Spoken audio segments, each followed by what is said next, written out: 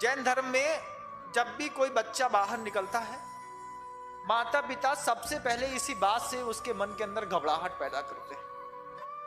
ये मेरा स्वयं का निजी अनुभव है। घर में था जब मैं, तो माँ मुझे इसी बात से डराती थी। किस बात से? अरे तुम महाराज जी बनने जा रहे हो, कोई चौका तक तो लगाता नहीं है, कोई रोटी नहीं खिलाता, कैसो कितना धक्का मारना पड़ता है? ऐसे में कैसे दीक्षा लोगे तुमको तो अच्छे अच्छे खाने की आदत है।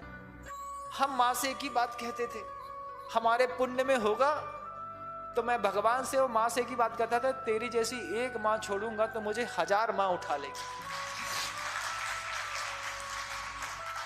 हम उधर भी यही बात कहते थे कि सुनो, तुम्हारे पुत्र का पुण्य इतना है कि जो माँ मुझे देखेगी उसको यही लगेगा कि ये तो मेरा बेटा होना चाहिए था, उसका बेटा कैसे हो गया।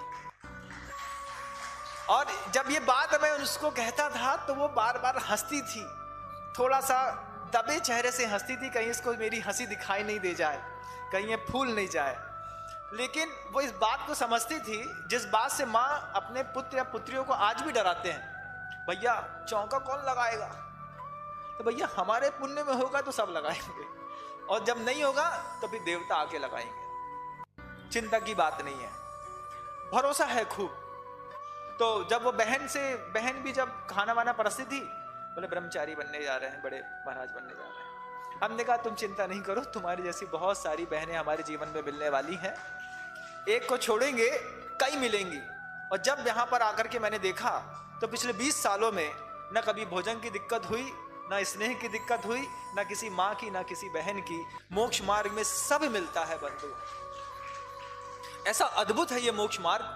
जिसके घर में चले जाओ, जिसके घर में चुपचाप जाके खड़े हो जाओ, उसी की माँ के अंदर से ये भाव होता है, मेरा बच्चा होता तो अपने हाथ से खिला देती, एक मर्यादा है तो हाथ में दे रही हूं, इतना ही बहुत।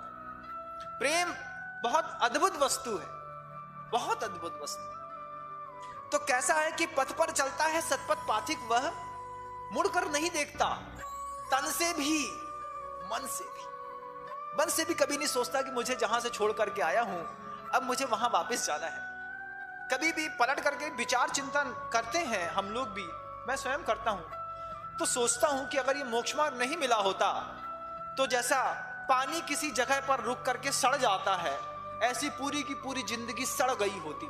ये तो पूज्य गुरुदेव का ऐसा आशीर्वाद और अनुकंपा रही है कि हम जैसे नाली में पड़े हुए लोगों को अपनी गंगा में मिला करके गंगा जल बना लिया।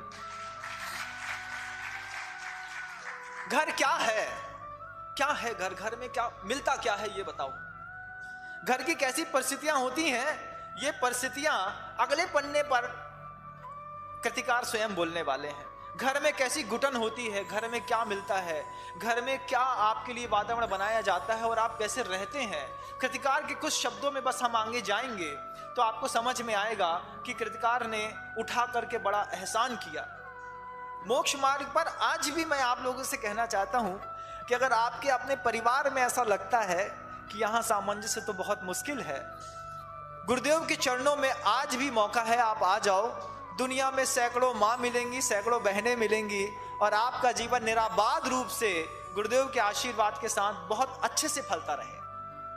कोई मोक्ष मार्ग इतना सरल है बंधुओं कि 8 वर्ष अंतर मुहूर्त का बच्चा दीक्षा लेकर के केवल ज्ञानी बन जाता है। इतना सरल है मोक्ष मार्ग। कठिन तो मोह का मार्ग है, कैसी कैसी नौटंकियां, कैसा कैसा बहरूपियापन करना पड़ता है। कितने सारे गृहस्थी में कितने सारे रूप धरने पड़ते हैं। गुरुदेव कहते हैं, इस बात को स्वयं कहते हैं कि आदमी पैसा कमाने के चक्कर में कई रूप बदलता है और पैसा भी कई रूप बदलता है। जितने रूप पैसा बदलता है उतने ही रूप आदमी बदलता है, और आदमी पैसा कमाने के चक्कर में रूप बदलते बदलते एक दिन बहरूपिया बन जाता है। हम इतने बड़े बहरूपिया बन गए हैं कि अपने स्वयं के उस स्वरूप को देखने की, जानने की इच्छा तक नहीं है। ये सुंदर शब्द, ये सुंदर व्याख्यान, ये सुंदर अर्थ कभी हमारी दृष्टि का, विचार का कभी विषय भी नहीं बने बंधु। आप सोचिए, जवानी के लिए ये कह रहे हैं गुरुदेव, जिनकी 20 साल की उम्र है उनको ये मूक माटी जरूर सुननी चाहिए।